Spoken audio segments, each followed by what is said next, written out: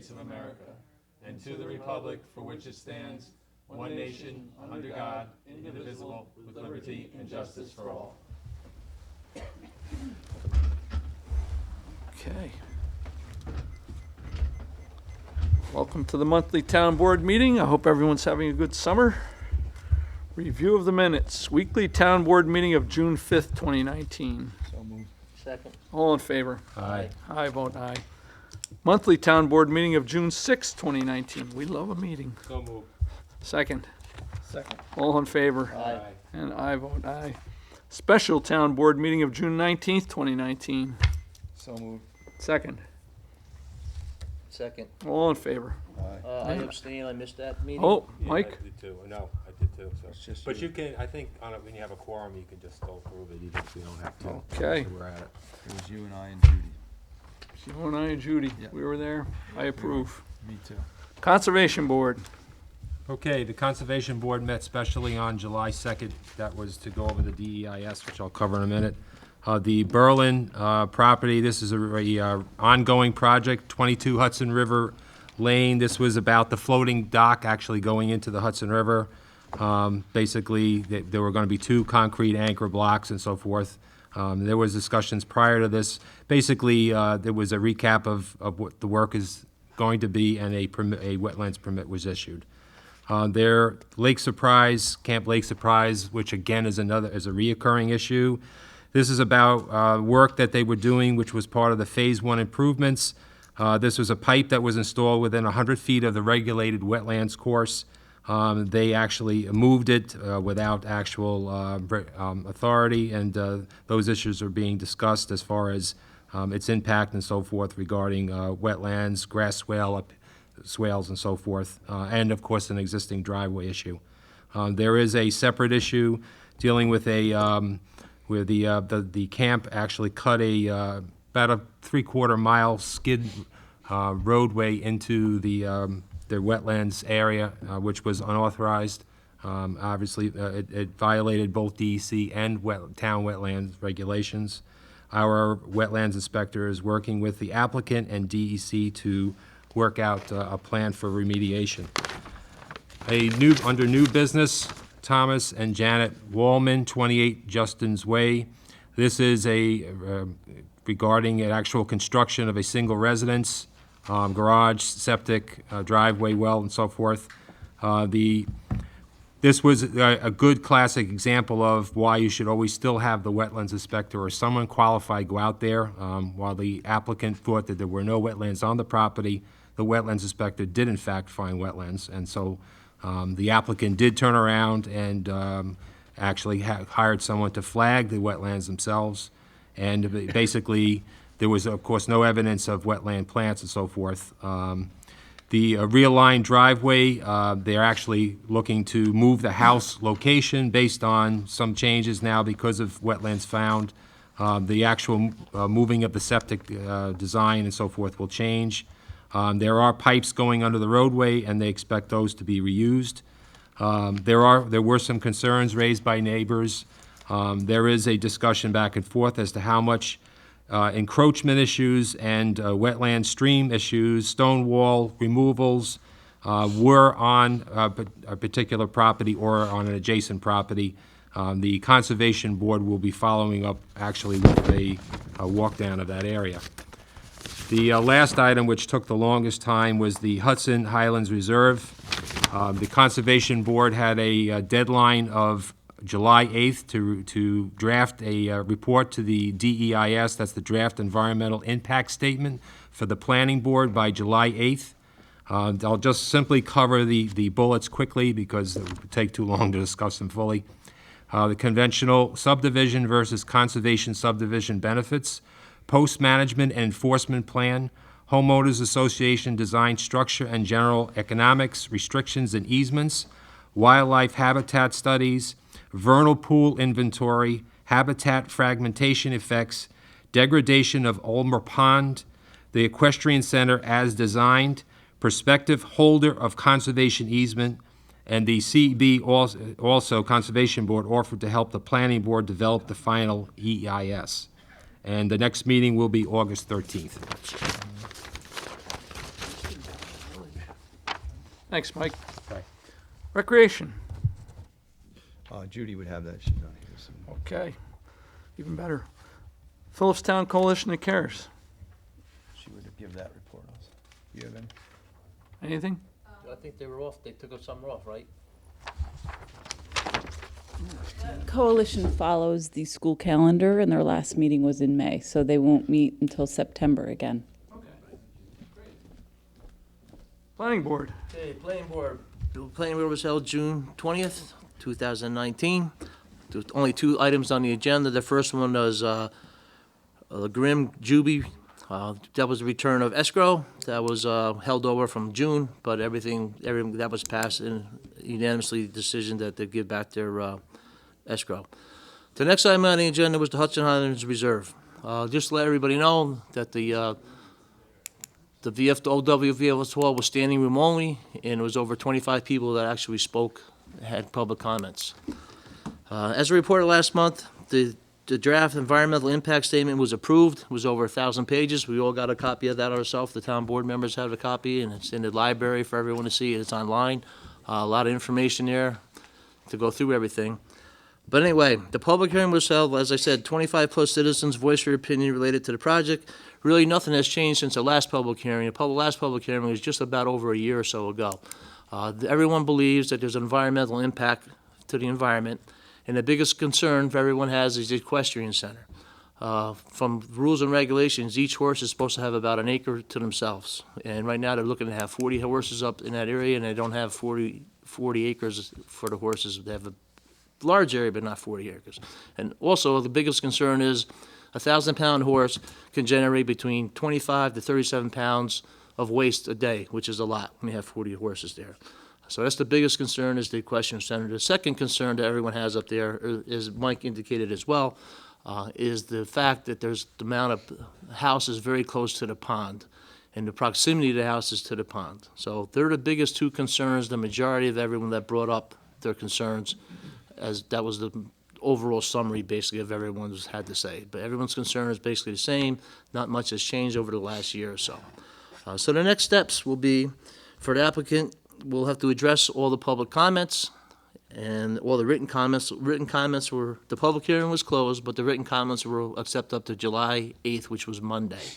As I indicated, they need to address them. There is no timetable for them to come back to address these.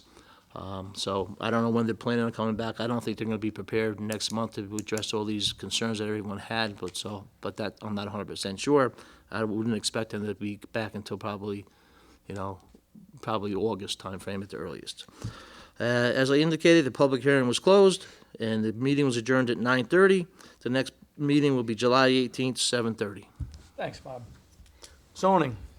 The zoning board met on July 8th.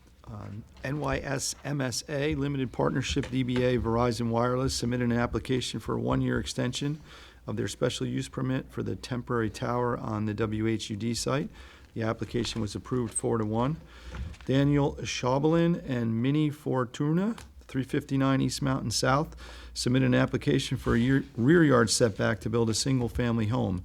The application was complete and scheduled for the public hearing at September meeting. Item number 3, Ventura, which we're all familiar with, 1 Lane Gate Road, has had an application before the ZBA to continue operation of his business. The applicant's attorney requested an extension, a second extension, due to his client being unavailable to attend the meeting. The board decided to allow Mr. Ventura to be heard on August 5th, which will be a special meeting. The ZBA usually does not meet in August, but they are going to meet on August 5th to give Mr. Ventura one last opportunity to come to the meeting. Item number 4, Shay Spencer from Garrison presented the board with a document regarding the Polhemus property on Route 9D. The ZBA attorney advised Mr. Spencer that the ZBA is an appellate board only, and that he needs to bring his concerns to the code enforcement officer. The next meeting of the ZBA will be, there will be a special meeting on August 5th regarding the Ventura property, and the next regular meeting will be on September 9th. Thanks, John. Highway. I have the highway permit also.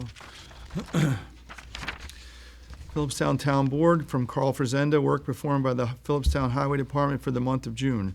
The highway crews have been busy filling potholes, mowing, grading, and clearing gutters, along with continuing the preparation of roads to be paved later in August. Once again, dump tires were reported down an embankment on 9D. The Highway Department worked together with the DEC and the DOT to remedy the situation. We thank all departments for caring about the environment. We ask all community residents with any knowledge in regards to illegal dumping to notify the authorities. For June, the Highway Department received approximately 40 phone calls or fax regarding road complaints and issues. That's pretty good with the phones not working. Well, And the rough- phone's fixed, but they were out for about a good week, 10 days. Roughly $8,500 was spent on vehicle maintenance and repairs for the month of June, above monthly accounts submitted by Carl Frazenda, the Highway Department. All right, beautiful. Superintendent, excuse me. Thank you. Building and land acquisition. So the bid packet went out for town hall, right? It did. Hallelujah. Do you want to discuss our relocation? Sure, yeah, why not? You go ahead, you spearheaded the whole thing. So the town hall, you guys will be moving down to the VFW, the old VFW hall, and will be set up down there, similar to the way they are set here. The comptroller will be there, the assessor's office, the clerk's office, and the supervisor's office. The court, everything on this level will be moving to the American Legion Hall building. So we'll be spread out a little bit. The building department obviously will remain where it is. So we'll be spread out a little bit. It's going to be a little inconvenient for our residents, but we have no choice. And hopefully the end result will be well worth it. So. I'm sure it will be. I'd just like to add to that. Today I met Peter Simone from Optimum as well. I met him down there with Kim as well. We looked at the how we're going to get access to the building to bring network and phone service in. So I did meet him there. And then we also went over to the American Legion Hall as well. In order for us to move forward, Richard, I need you to maybe sign some papers here tonight. There's no obligation or anything, but they need something signed so we can start the process. The next steps would be for them to come in and do a survey to see how they're going to get into both the buildings and so forth like that. And if we get this signed, I could probably get that scheduled for next week. While I'm talking about Optimum as well, I brought up the concerns to Peter as well about the concerns that we got an email the other day regarding Glassbury Court. I brought our concerns up to him. I forwarded an email to him after I met him this morning as well. He said he would look into it and get back to us as soon as he possibly can. If I hear back from him regarding the Glassbury issue, I'll let everybody know. Great. That's great. I just want to thank Councilman Van Tassel and Councilman Flaherty for working so hard to get things ready so we can renovate this building. I mean, John set up all the arrangements so people would have office space, and Councilman Flaherty's been handling all the infrastructure issues, so it's complicated. And our thanks to Kim Connor for working with us to get a space down in her building, and to the vets for allowing us over into the American Legion. And the plan is, we shouldn't be closed for any time at all. We're hoping to close on a Friday evening and reopen Monday morning in the new location. So the movers are very confident that they can get everything in and out in that time. But being that it's split up, if we need to, we could possibly do it over 2 weekends now. Since Yeah, it doesn't have to happen Right, the it doesn't same have week. to happen it Right. all in one time now, since Nope. we're being split up. Not at all. So like I said, I'm in the process of trying to get networks set up at both locations and phones both locations, but it'd be nice to get it all done one weekend if we possibly can. But we do have that option if we don't need to. Right after that, we start in on working on this building, so. Hopefully we'll get some bids. Any bids yet? I haven't seen anything yet. We're supposed to have a meeting tomorrow, right? It's the walkthrough. 1 to 4. Tomorrow's the walkthrough. Well, I know we got a lot of calls and a lot of questions. I mean, people looking for a budget. It's like, that's the whole idea of bidding. We don't give you a budget. That's your job. We'll see. Putnam County Legislator. Here, and I have a report somewhere. Hi. Hey. Long time no see. Nice to see you at the parade. Just a couple of things to report. I don't want to take up too much time. It's been really busy, even though it's summer. There will be a public hearing for the local law to amend the Putnam County Code entitled Ethics Code of and Financial Disclosure to prohibit the disclosure of confidential material. That public hearing is scheduled for July 24th at 3:30 p.m. and at 6:30 p.m. in the County Executive's Conference Room. You may have read, there's been a lot of press about this. The legislature did pass a resolution to forward the local law to the, well, we actually did not even pass a resolution to forward the local law. They just approved the local law. I don't quite know how it works sometimes. I know we used to authorize the supervisor to sign something into law, but I guess it doesn't work that way. So the legislature passed, with me voting no, to make this into law. It now goes to the county executive to hold a public hearing and then sign it into law, most likely. So the other thing that happened last night during the Personnel Committee meeting, there was a vote 2-1, me voting no, to discontinue to fund the WIC program. That's the Women, Infants, and Children program. The administration has been working toward steps to do this since November of 2018. The legislature just started talking about it, I believe, this past May. There's 4 full-time jobs that will be lost. Hopefully, the county personnel department will find other jobs in the county. So they just, the administration, the county executive's office has been working since November 2018. They contacted the state at this time to release them from their 5-year grant. We're in the 4th year of our 5-year grant, and they believe that this is the best thing to do. The program will most likely be handed over to an organization called Open Door. It's a health clinic that is in Brewster. Again, as you are aware, we passed the Climate Smart Communities Pledge unanimously, and that was in May that we passed that, and still waiting to see what progress we're going to make.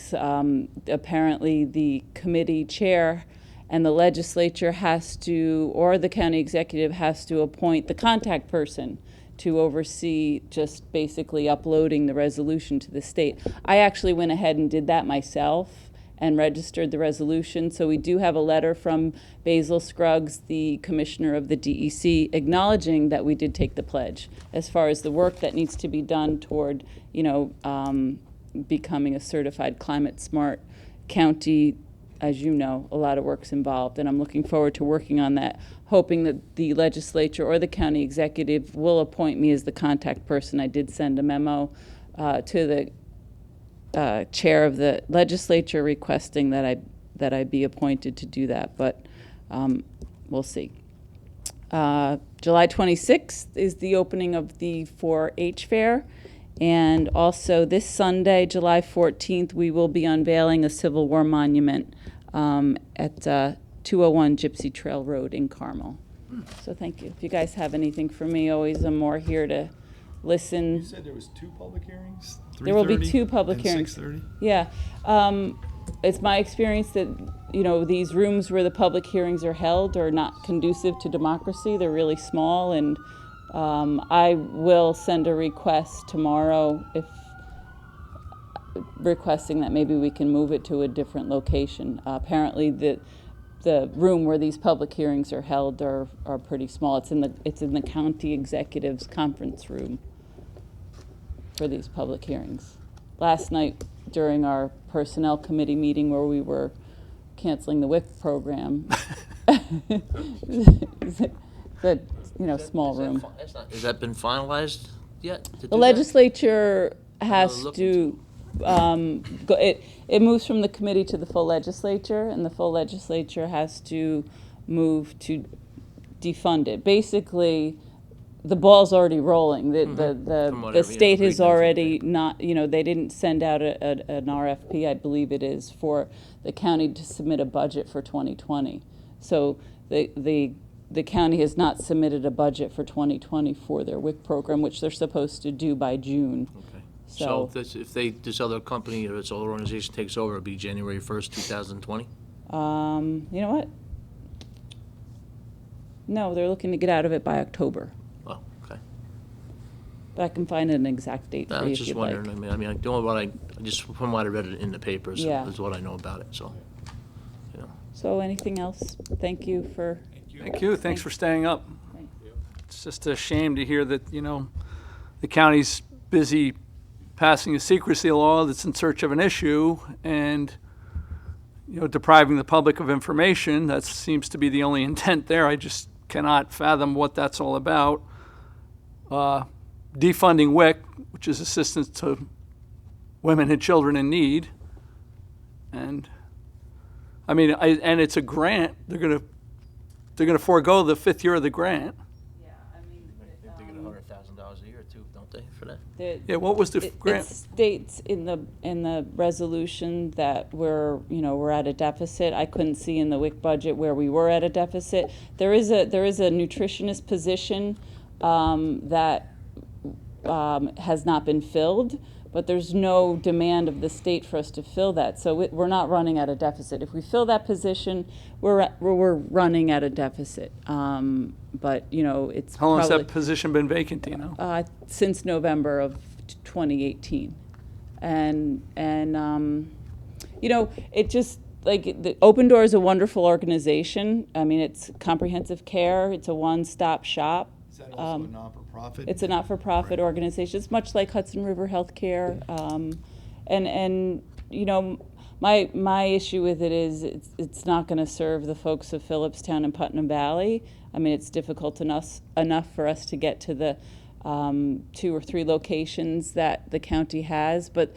what I think happens when the county runs the program is they have the option to open up a WIC office here, once a month, once a week, based on need. Right now, apparently there are only 5 people in Philipstown in need of this program. There's more in Putnam Valley. For them to go, in need or convenient for them to be able to get there. Yeah, I mean, I believe, there's a reason why we have these programs, and to make it more difficult for people to get to, there's going to be less. Right, so People- only that one location. Yeah, so it'll be one location for WIC. So, It's a bad trend. I mean, we got plenty of space over here at the Yeah, center here. plenty of space at the new Butterfield Yeah. Center. I mean, We thought programs like that would be coming here. I was always hopeful for more programs rather than cutting essential programs. It's not a state mandated program, so that's the reasoning too. Good grief.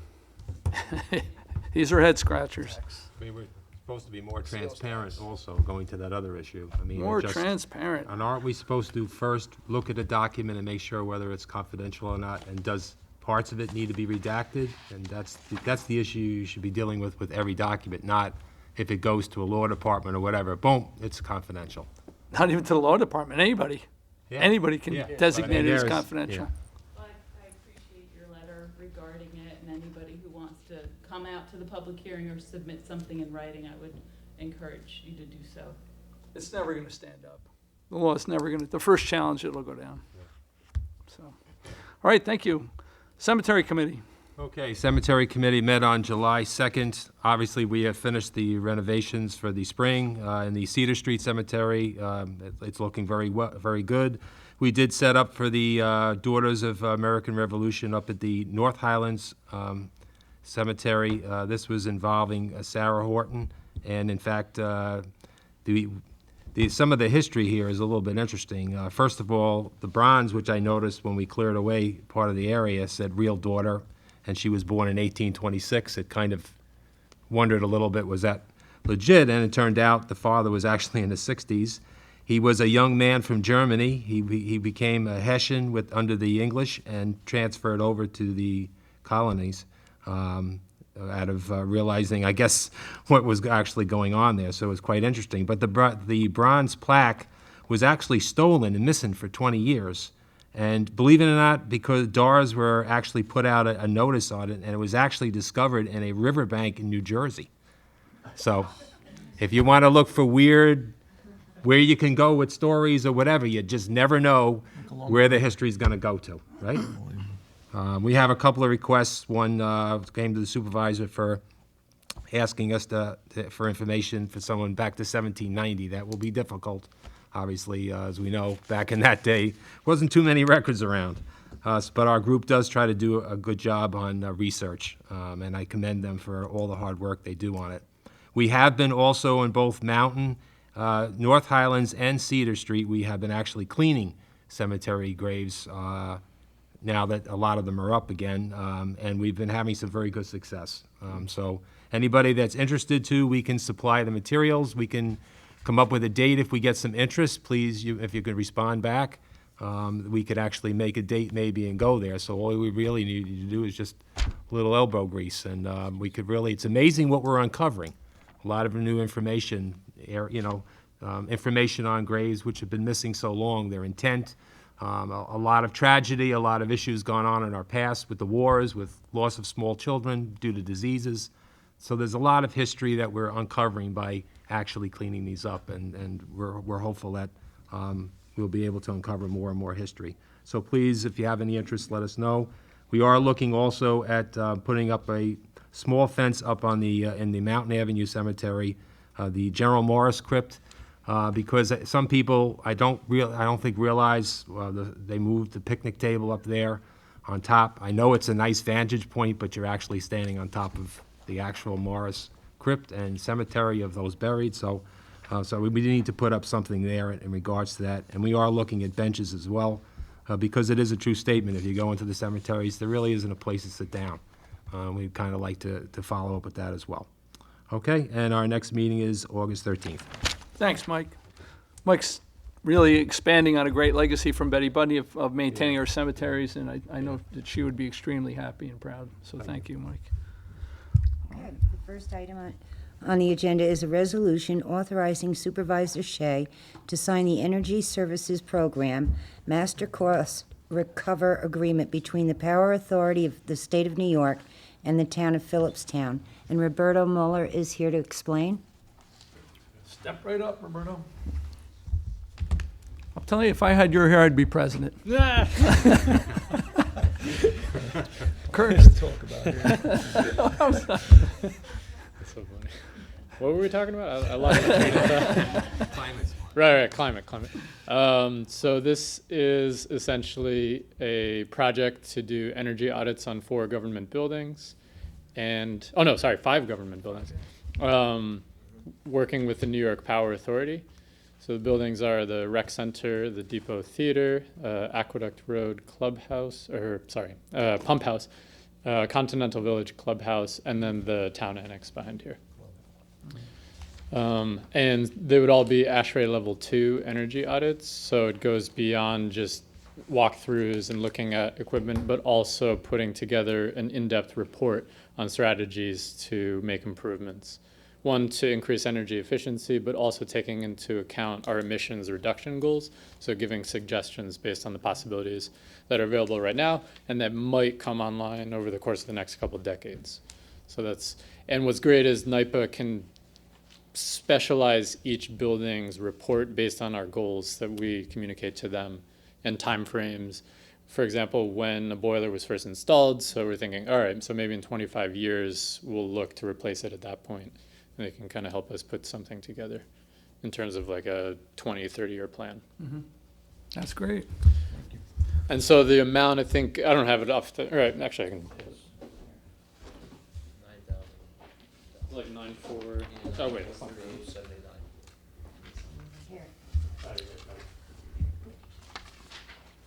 It's on the first page. So 50% of the amount, unfortunately, is not assured. NYSERDA can't guarantee that any grant will be rewarded, but we had lengthy conversations with them over the phone, and they felt confident that based on the descriptions and information we provided on each of the buildings, that they're great candidates for the energy audits and potential improvements, especially because we're doing the Climate Smart Communities program, also the Clean Energy Communities program. We have the CCA in effect. There's so many initiatives that we're taking in the town that align with improving our buildings in different ways. So they felt very assured based on all of the work that's going on that we're well set up to take advantage of the energy audits. Basically, they're wary of funding energy audits if then nothing is going to happen afterwards. And they want to make sure that there's actually something backing the steps that would follow. Great. It's all good. Good work. Thank you. Thank you. And then I think, or I don't know if you need to read it as well, Tina. The other thing about the community survey. No, you can. I can just go ahead. Yeah. Oh yeah, so we just wanted to do a little pitch that we are right now taking survey I don't even know what to call it, I Yeah, guess, responses. Yeah. Response isn't the right word because it's so long. We have distributed a community survey throughout the community that is essentially helping us gather local data for our community greenhouse gas emissions inventory. And this is focusing on households. And it covers everything from stationary energy use, such as heating, but also transportation energy use. And we have a big focus on local economy. So there are a lot of questions that ask about, for example, purchasing food, clothing, other consumer goods such as appliances, so on and so forth, where people generally tend to spend their money, so that with all of the data, we can do a comparison between emissions from different types of products. Often it depends on how far they're shipped, what the manufacturing emissions are, what the materials are, so on and so forth. But with that information, then as we create a climate action plan, we can design it specifically to promote small businesses in our community and really encourage people through the climate action plan to support local development, local businesses, local economy, and local jobs. And the idea is to not set up climate action as an opposition to economic growth, but really to try to invest further into our community and the businesses that we have right now. So I think this data will help us push it in that direction. So we're asking people all throughout the community to take the survey because it's going to give us a lot of good information to make those educated decisions. Great.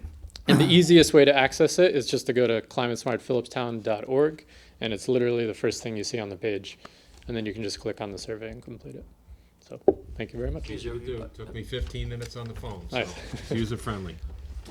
Are there any questions? I just want to, maybe we should put that up on our administratable channel, so that people don't, Sure, about it, yeah. would probably be a good idea to get that up there. Okay. Maybe if you can reach out to Yeah, Tara, I'll give it to Per- Tara. Tara, this way. Now, I saw it in the paper and everything, but it'd be good to see, be out in front of people, and if they can Okay. see it, they'll, Yeah. So let's get it I up. can connect with Tara about that? Yeah, I I'll gave put her a it in her copy. mailbox. In her She'll mailbox put as it- well. She'll Okay. put it up Yeah, the because best we have she it on can. the town website as well. There's a little link that people can use, but, right, it depends on what people access. Yeah. Great, so get on your computer and go to climatesmartphilipstown.org. All right. Thank Take you the very survey, much. please. Thank you so much, Roberto. You're doing great work. Thank you. You're welcome. All right, You have to pass a resolution. we do. And I believe you signed that online. Richard? Go online and see. Yes. So we have a resolution authorizing me to sign the Energy Services Program Master Cost Recover Agreement between the Power Authority of New York State, the State of New York, and the Town of Philipstown. Could I get a motion on the resolution? So moved. Second. Second. All in favor? Aye. And I vote aye. Make a note to myself to go online. Okay, the next is a resolution adopting the updated sexual harassment policy for the town of Philipstown. This policy was before Steve Gabba and Judy Maley. So they both approved it and the changes. And they're also in this resolution, they're going to repeal it from the code, chapter 46, because it's going to go in the town handbook. Okay. It's a really strong document. There's no doubt about what it's trying to accomplish and it's got a lot of references to other laws and civil rights. There's no black and white when it comes to this issue, and we want to make that clear to everyone who works for us, including volunteers, any contractors, that no one will put up with sexual harassment. So I'm really pleased with the final document, but thank you. Now, Maureen, as the safety coordinator, will have to do training for all the employees, because it's an updated policy, I would assume. Yeah, she'll have to do it at Highway, and she'll have to do it for all town employees, and then we'll have to make sure everybody gets a copy of it. Rec's got to do it? I mean, Rec will have to do it, yeah. So we have Maybe to- eventually we can get on online training, possibly, because that's what, like my company, you have to do it every single year. Firehouse, we have to do it every single year as well. So there's some other avenues we could possibly pursue in the future to make it a little bit easier for Talk to people. Maureen tomorrow and see what her game plan is. All right, I know she did a lot of work on this Yes. also. It's All right. stemmed from the bid contract. Yeah, For the not having the building. policy, Yeah, exactly. well, we had a policy, but it wasn't updated. Outdated. It was outdated, correct? All right, can I get a motion on a resolution adopting the updated sexual harassment policy for the town of Philipstown and rescinding the current policy? So moved. Second. All in favor? Roll call. Roll call. Councilman Flaherty. Aye. Councilman Van Tassel. Vote aye. Councilman Leonard. Aye. And I vote aye. Okay, the next item is to schedule workshops and meetings. Next Wednesday, right? We are meeting next Wednesday, and that'll be for the cell tower issue. Vineyard Road cell tower issue. Vineyard Road cell tower. We do not have any purview in the village of Nelsonville. Let's get that clear.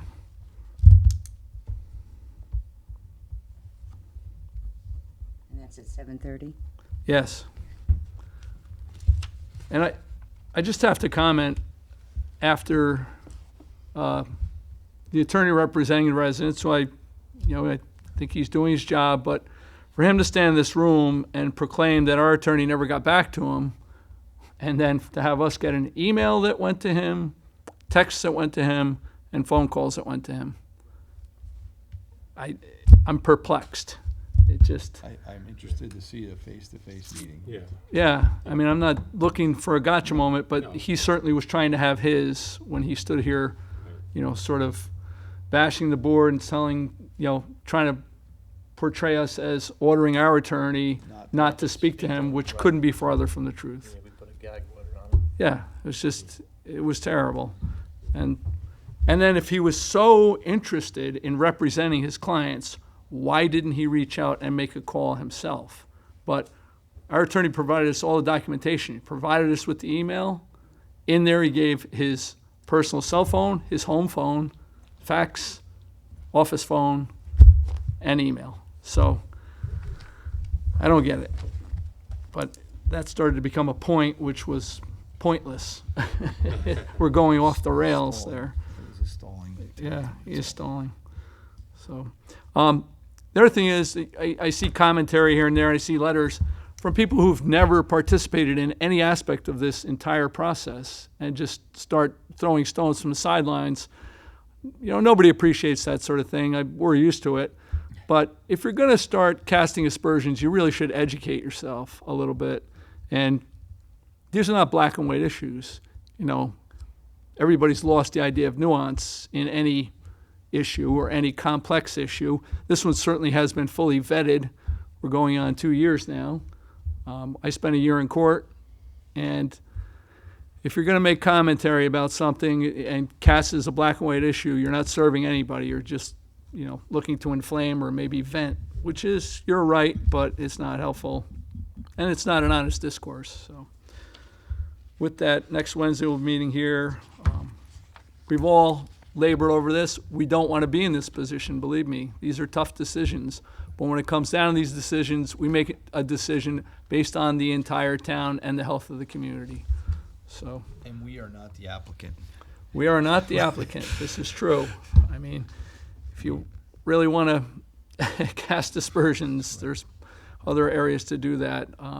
Also confounded by that, because the amount of money that's going to be generated by the cell tower to the person who's going to be the beneficiary of that, who's Chris Fadden, is not going to be a lot of money.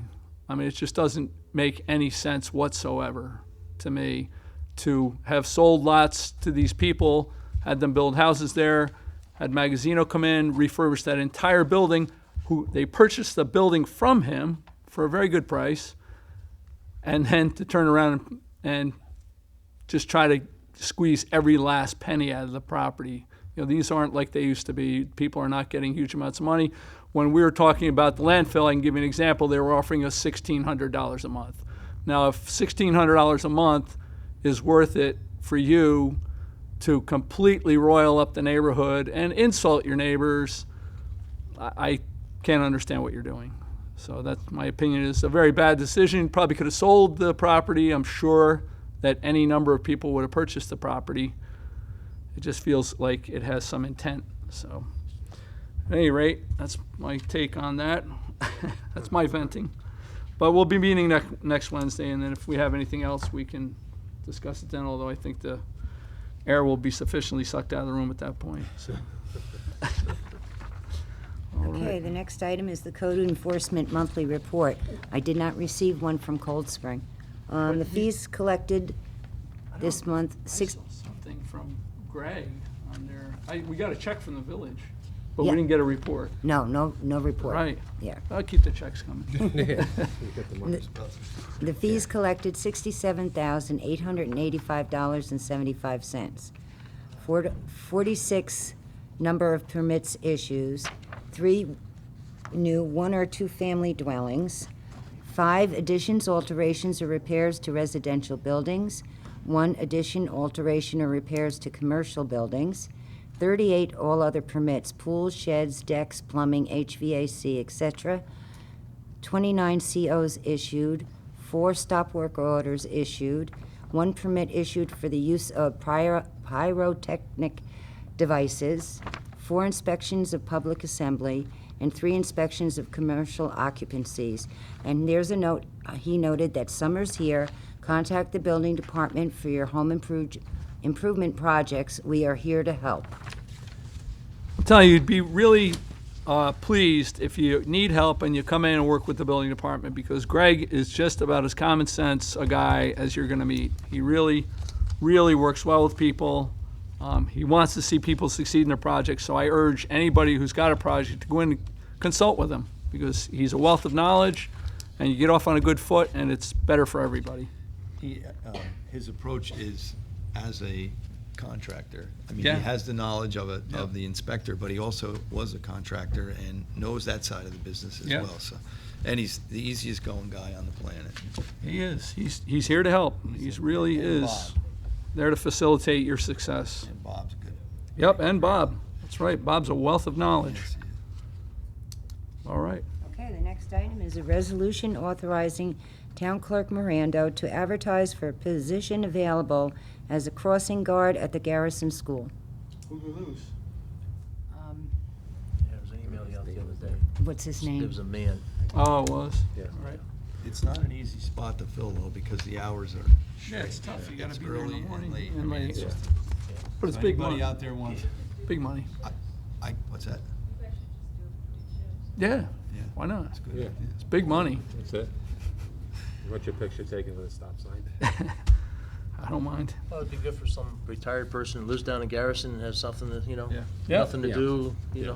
for something, gives them something to do, some activity, maybe, Although when you're retired, you don't want to stand out in the rain or the No, but there are certain people who just, maybe we'll find somebody, so Yeah, we hopefully we will, always I'm do. sure we will. We always do. We got good people out there, and I mean, it's an important job. You want to make sure kids get across 9D without getting Yeah. plowed over. Exactly. So could I get a motion on the resolution authorizing the town clerk to advertise for that position? So moved. Second. All in favor? Aye. And I vote aye. Okay, the next item is a resolution authorizing Carl Frisender, the highway superintendent, to purchase a 5-foot switchblade single with serrated knives in the amount not to exceed $17,687.05. And this is for a tractor. Arming the highway workers with switchblades. It's a big blade. Yeah, it's a 5-footer, yeah. This is for cutting the roadsides and the mowing, so obviously we need that piece of equipment. It's in the budget, but he does have to pass it by the board before he makes a purchase.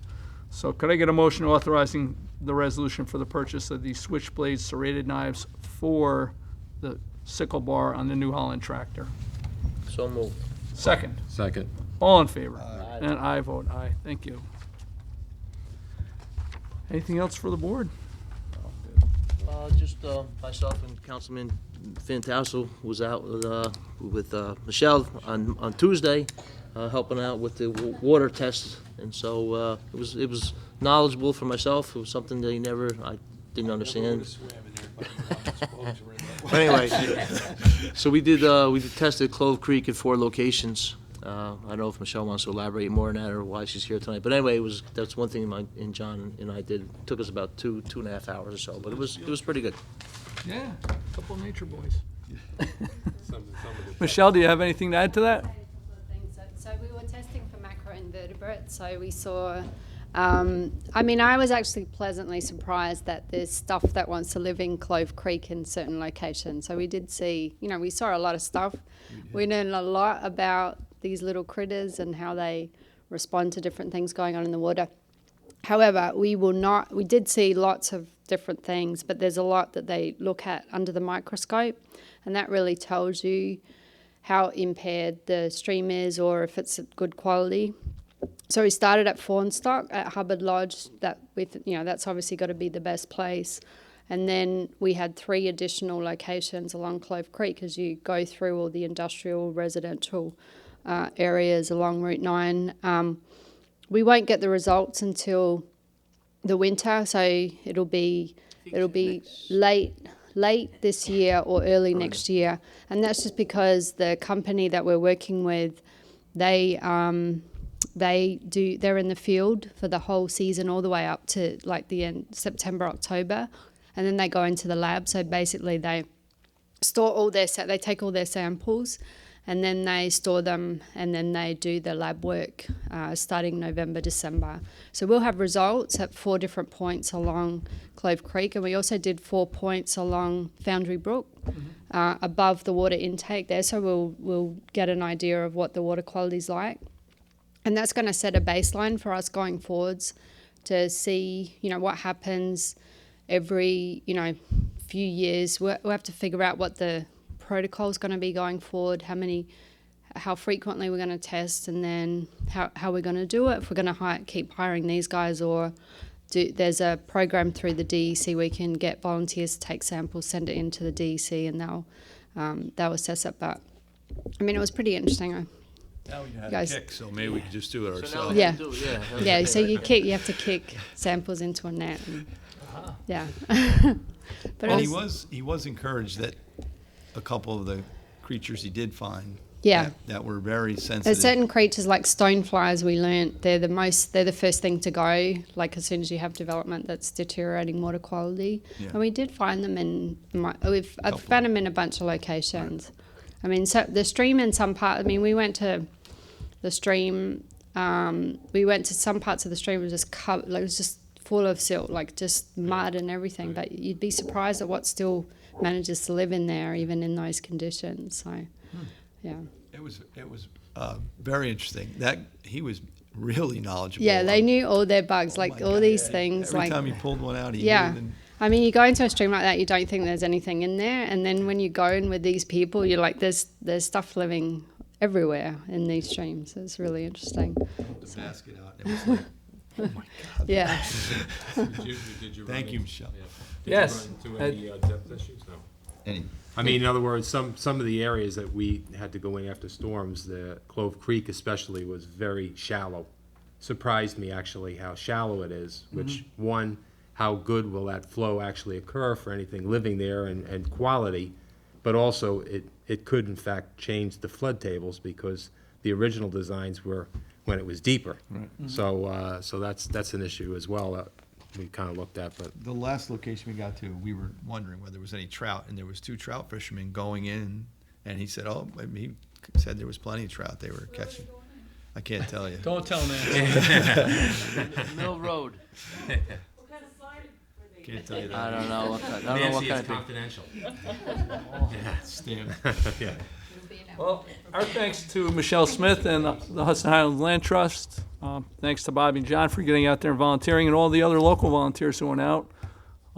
So I know Kathleen Foley was out. And so Steve Villotto, John Benjamin. John Benjamin. Another wealth of knowledge of the environment and the community. It was Yeah. interesting. Good stuff.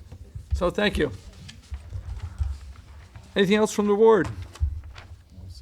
Anything from the audience? How are you, Ed? Hey, Mr. Pauline. I'm Ed Paulhemus from, I'm the one from Horseman's Trail, up there off of old Route 9. Yep. Yep. That's old Route 9, Yeah, right. The old post road. yeah. And Route 9 is just, it intersects with Route 9. Yeah. That's, so we got new 9 and old 9. Yeah. I'm a pretty lucky guy to have that piece of property. Yeah, you are. Nice spot. Yeah, it's not bad. Couple nice spots in there. They opened up a new business. Oh, good for you. It's been going for a while. Bohemus Industries. And I've been promoting Bohemus Industries. Everybody knows your name in town, that's for sure. No, I don't. Oh, well, we do. Yes, sir. I'm the other Bohemus. The bad one. Uh-oh. So what can we do for you, Ed? I like that answer. I think that's real good. I would like to have the town employees not to have to walk back from the building department to this building. In the cold weather, in the hot weather.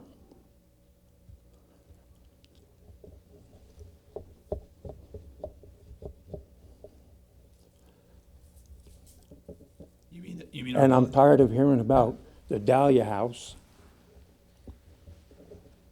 Like, we're trying to keep Mr. Dahlia alive. Well, it's not the Dahlia House anymore, it's the Philipstown Building Department now. And it is. Yep. Excuse me for saying what I just did then. No. No, have But you I been? read that in the paper, AKA, Oh, yeah. you know. The old names, they die hard. So, and I don't think the building department is handicapped accessible. It is. It is in the Only back. you got a back ramp. door in there, Yes. back doorway in. Yeah, they got a ramp and a There's parking a area. Ah, I didn't see that. It Yeah. I'm meets- sorry it to meets- even mention It that. meets the ADA code. Yep. Yeah, We made yeah. sure that. Yeah, but, you know, the way Philipstown is growing,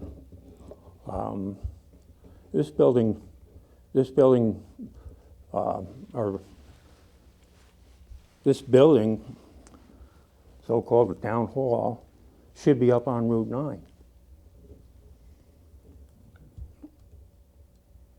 Well, I don't understand why, if you're building a town, that you're not foreseeing what's coming down the road. And Route 301 is right outside this door. Yeah. They can't even take care of Route 301. And they got car counters along the road up here on, I was talking to the DOT up here on 301. He put a car counter in the road. You may have seen it. yeah. I said, what are you putting one of them for? And what are you putting one of these here for? What was his answer? He said, the state wanted us here. You know what my answer was? What's that? Why don't he stick his counter up his, you know what? How do you take that? He liked it. Well, we're going to work on Town Hall because it's a historic building. People got an attachment to it. It's got a huge history here. We don't have any property up on 9. We don't have the money to buy property. So we figure I we'll, can't believe you don't have money to buy property. You can spend $2 million trying to fix this building up. we own this building outright. Yeah. We got grant money for windows. We're going to keep leaving this building for the next supervisor, Well, we're going to leave it the in next council people. much better condition than it is How are you now. going to maintain decent employees in the town hall We have, over the next 20 years? We have no complaints currently, other than, the place needs an upgrade. The building department, they're extremely happy in there. They have their own bathrooms. They really don't have to leave that building. That's to not co- what I heard. Okay, well, I've been over in the building department. Have you stopped over there and seen them? Yes, I have. I had It's it. They did a beautiful job on that building. I had announced, well, you're good at refurbishing. Oh, yeah. they haven't complained to us if they aren't happy. Yeah, No, They wouldn't. Oh, The they will. employees don't complain that much. nobody's got any problems. Well, that's good. I'm good. I guess I was wasting my breath here. I No, didn't it's always say good to that. see you. Glad to Always hear good to from hear from people. We're open to any suggestions, any help we can get. I'm wasting my time here.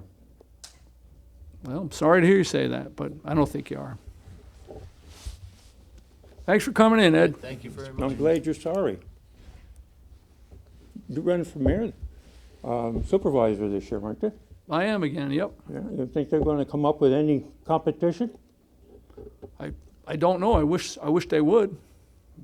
You're going to beat them, huh? I don't know, but I think it's good for democracy to have more than one candidate. So do I. How about you, Mr. Van Tassel? I'm not up for another 2 years. You're not? Another 2 years? Yes, sir. So you're going to ride along for the next 2 years? I don't consider riding along, but I consider them doing my job. I don't blame you. Thank you. Okay. Anyone else? Audience? With that, we're going to move into the approval of vouchers. Vacancies, we have no vacancies. This is That's good. great, right? Woohoo. That's- We did the hire the recreation, that's right. Oh, yeah? Right. So we're good. Good. Approval of vouchers, general. So moved. Second. All in favor? Aye. I vote aye. Highway, So moved. second. Second. All in favor? Aye. I vote aye. Continental Village Park District, So moved. second. Second. All in favor? Aye. I vote aye. Continental Village Water District, So moved. Second. all in favor? Aye. And I vote aye. Motion to adjourn, So moved. second. Second. All in favor? Aye. And I vote aye. Thank you. Thanks for coming out.